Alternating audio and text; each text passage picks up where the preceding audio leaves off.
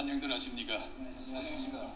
아시는 것처럼 전 세계 여수 새 세계에 들어와서까지 우리나라의 고유한 영토인 독도를 강탈하려는 일본 반동들의 악랄한 책도에 더욱 집요하게 계속되고 있지 않습니까? 그와 관련해서 얘기를 나누자고 여러분들과 이렇게 자리를 같이 했습니다. 그럼 이 시간에는 먼저 일본 반동들의 독도 강탈 책동의 검은 속심이 무엇인가 하는 이 문제를 놓고서 얘기를 좀 나누자고 합니다. 네.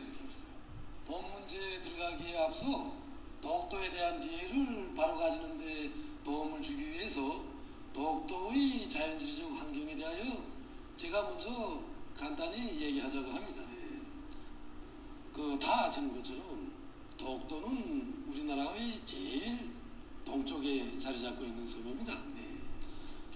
화면에서 보는 것처럼 독도는 육지로부터 즉 경상북도 울진군 죽변리 용추갑으로부터 약 218km 떨어져 있고 울릉도로부터는 그 남쪽 끝인 간영말에서부터 남동쪽으로 약 87.4km 정도 떨어져 있습니다. 독도의 절대적 위치는 북위 37도 14분, 동경 131도 52분 되는 곳에 위치하고 있습니다. 행정구역적으로는 현재의 경상북도 울릉군 울릉읍 독도리에 속해 있습니다. 보는 것처럼 독도는 비교적 큰 섬인 동도와 소도를 비롯해서 모두 89개의 섬으로 이루어져 있습니다. 이렇게 많은 섬들로 이루어져 있기 때문에 독도 주변 수역은 마치 다도해를 방불케 합니다. 네, 저 어떻습니까? 이 독도는 화산섬인 것으로 알고 있는데, 그럼 그 모양새는 어떻게 볼 수 있겠습니까? 독도의 모양새에 대해서는 이미 해양 지질 전문가들에 의해서 구체적으로 밝혀졌습니다. 독도는 백두 화산과 같은 지질 시대에 여러 차례 화산 분출에 의해서 울릉도와 함께 생겨난 그런 화산섬입니다. 지금 화면에서 본 것처럼 이 독도는 물 밑 바닥으로부터 계산해서 2000m 높이로 솟아있는 독도 해산의 독대기 부분으로 이렇게 되고 있습니다. 이것이 바닷물이 없다고 볼 때의 독도 해산 형태인데, 이 독도 해산은 크게 세 개의 독으로 이렇게 이루어져 있습니다. 그 중에서 이제 두 개는 바닷물 속에 잠겨져 있고, 한 개가 꼭대기 부분이 바다 물면 위에 이제 솟아있는데, 바로 이것이 한 쌍의 자매섬, 다시 말해서 동도와 서도로 불리우고 있는 독도입니다. 여기서 독도의 위치를 놓고 지리학적으로 특별히 강조해야 할 문제가 있습니다. 다시 말해서 독도가 자리 잡고 있는 위치만 놓고 봐도 독도는 누구도 부인할 수 없는 우리의 신성한 영토라는 것입니다. 저 보시는 것처럼 독도에서 울릉도까지의 거리가 87.4km, 그러니까 약 47.2마일 정도 되는데, 그밖에 안 되는 반면에 독도에서 일본 섬인 옥기섬까지의 거리는 157.5km, 즉 85마일입니다. 이렇게 됩니다. 이것은 독도에서 일본의 옥기섬까지의 거리가 독도에서 우리의 울릉도까지의 거리보다 거의 2배 정도 멀다는 것을 보여줍니다. 이것만 봐도 독도가 우리 수역에 위치한 섬이라는 것이 아주 명백하지 않습니까? 그렇습니다. 사실이 그런데도 일본이 독도를 저들 따위라고 우겨대는 것이야말로 눈 감고 아웅하는 격이 생업지에 불과한 것이 아니겠습니까? 그렇습니다. 그러면 일본이 왜 독도를 강탈하려고 그처럼 집요하고 또 악랄하게 놀아대고 있는가 하는 바로 그것입니다. 그것은 한마디로 말해서 독도를 해외 팽창 야망을 실현하는 데 써먹을 이런 도루로 만들자는 데 있다고 이렇게 볼 수 있습니다.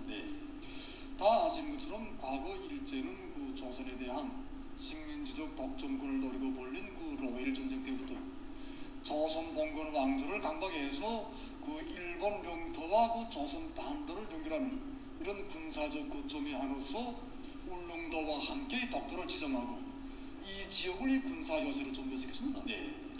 이렇게 돼서 그 지금 그 지도에서 그 보시는 것처럼 말입니다. 일본 본토와 오키섬, 또 독도와 울릉도, 그리고 조선의 북부 지역을 연결하는 그 해저 전선을 설치했습니다. 그리고 울릉도와 독도에 그 해군 막루를 세우는가 하면 또 독도에는 군함들의 그 포탄 보상을 위한 이런 저탄고까지 만들어 놓았습니다. 네. 그렇습니다. 예, 일본의 해평창 야망은 이 오랜 역사가 지난 지금이 와서도 이 더욱더 이제 커지고 있습니다.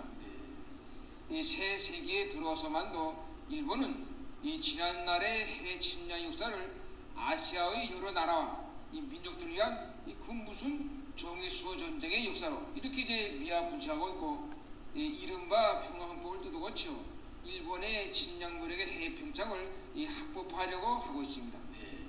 이 오늘까지도 조선과 대륙에 대한 이 침략 야망을 이 속 깊이 이제 품고 있는 일본이고 보면 이 지난 시기와 마찬가지로 이 독도를 이제 또 다시 차지하고 이 그곳을 군사 전략적 거점으로 이제 전멸시키는 이 속타산이 그 어느 때보다도 이 부풀었다고 이렇게 이제 볼 수 있습니다.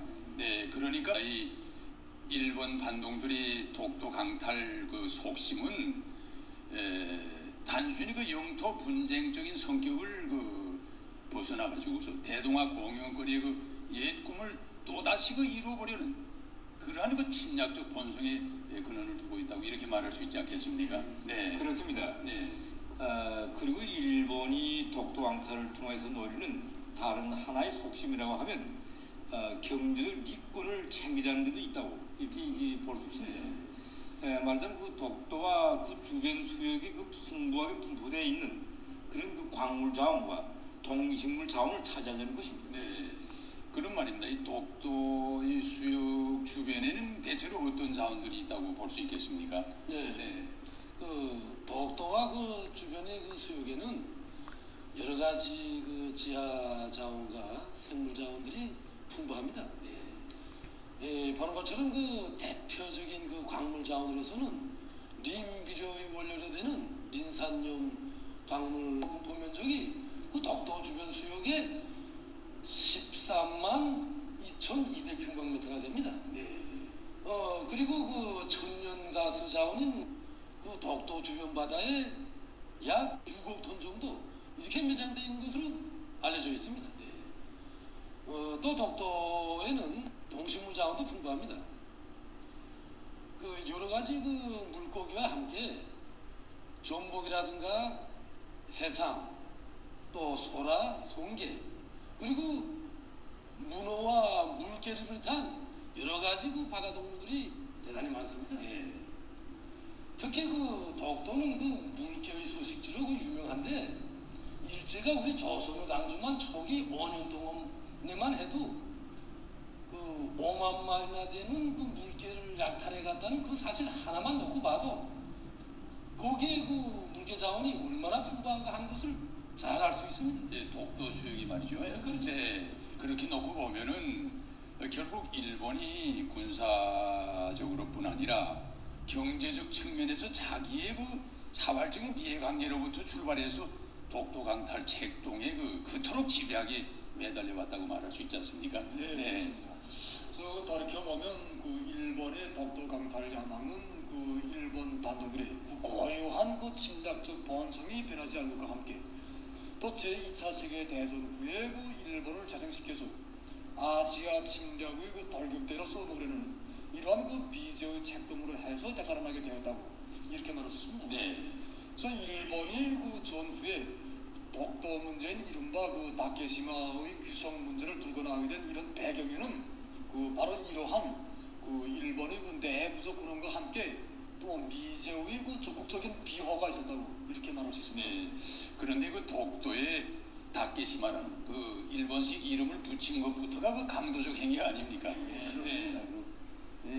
독도에 대한 언어학적인 해명은 다음 시간에 이제 기회가 있을 때 말하겠지만 일본은 1905년에 우리나라의 고유한 섬인 독도에 다케시마라는 이름을 제멋대로 붙이고 이 섬을 일본의 시마네현에 편입시키는 그런 강도적인 행위를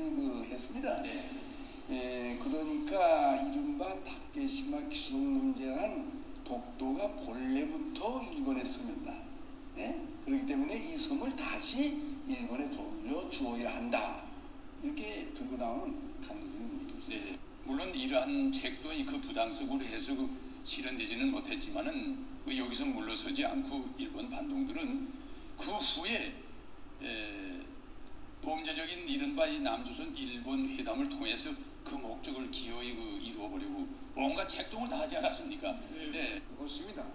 이 남조선 일본 회담은 1951년부터 1965년 사이에 이 7차례나 열리는데 여기서 이제 일본은 처음에 독도가 과거 일본이 섬겼다고 이렇게 이제 집요하게 이제 주장하다가 이 내외의 이제 항의로 이 타결될 수 없게 되자 마지막 무렵에 이 회담의 막뒤에서 이 남성 게르도든가 이 밀담의 방법으로 이제 해결하라고 이렇게 이제 꾀하셨습니다. 네, 그렇습니다. 그 당시 그 남조선 게레도당과 벌린 밀담과 또 비밀 각서 교환을 통해서 그 일본은 어리석게도 이 독도를 남조선 일본의 해군과 공군의 그 공동 군사 연습장으로 만들고 그 바다 물면 위에 드러나 있는 그 독도의 그 부분을 완전히 그 폭파해서 없애버리기로까지 합의했습니다. 그러나 이 범죄적인 흉계도 내외의 그 강력한 반격에 부딪혀서 실천 행동에는 옮기지 못했습니다. 이렇게 되자 일본은 1990년대 이후에 들어와서부터는 말입니다. 이 이른바 이 독도 문제를 국가 정책으로 또 올리고 그것을 공식적으로 법화하려고 책도하면서 독도 강탈 책동의 도수를 점차적으로 더 높여보지 않았습니까? 네, 그렇습니다. 일본 반동들이 독도 문제를 아무리 법적으로 공식화하려고 해도 그 위법성, 이 불법성은 절대로 감출 수 없습니다. 일본 반동들은 최근 10여 년 사이만 해도 이 독도 문제를 일본 의회와 시마네 현 의회의 안건으로 무려 150여 차례 논의했습니다. 그런가 하면 일본은 2000년대 이후부터는 이 독도 문제를 가지고 이제 10대 외교 지침의 하나로까지 부상시켜서 10여 개 나라 말로 된 소책자까지 만들어서 이렇게 내돌리면서 맹렬한 외교 공세를 돌렸습니다. 다른 한편 중학교 역사 교과서에도 이제 이 독도가 분쟁 용도인 것처럼 서술하듯 그리고 종전의 태도를 완전히 바꿔서 일본이 영토라고 이렇게 공공연하게 서술하는 대로 이렇게 나가고 있습니다. 네, 정말 이런 사실들은 오늘날 일본의 이 독도 강탈 야만이 이전 시기에 비해서 극히 도발적이고 공개적인 것으로 한층 더 강화돼서 매우 엄중한 징역에 이르렀다는 것을 똑똑히 보여주고 있지 않습니까? 네, 그렇습니다. 그래서 현 시기 일본의 독도 강탈 책동의 특징을 말하면 말입니다. 네. 1990년대 이전 시기에는 주로 역사적 또 법률적 견지에서 상대방과 제3자에게 이른바 증명시키는 이런 방법으로 독도에 대한 우정유고를 주장했다면 오늘날에 와서는 독도에 대한 일본의 이른바 정유고를 기성사실화 해가지고 그것을 법적으로 고착시키는 이런 책동에 매어 달리고 있는 바로 그것입니다. 그래서 일본의 강도적인 영토 강탈 속심이 나를 따라 더욱 오그라들고 있는 이런 엄중한 사태 하에서 우리는 독도가 우리 민족 고유의 영토라는 것을 세상에 더욱 똑똑히 알려줄 필요가 있다고 이렇게 생각합니다. 그렇습니다. 독도가 우리 민족 고유의 신성한 영토로 된다는 것은 역사 문헌적으로나 지리학적 그리고 또 언어학적 및 법률적 전제에서 놓고 봐도 그 근거가 명백하다고 말할 수 있지 않습니까? 네, 그렇습니다. 그럼 그 문제들에 대해서는 다음 시간들에 계속 얘기를 나누기로 하고 오늘은 여기서 마치겠습니다.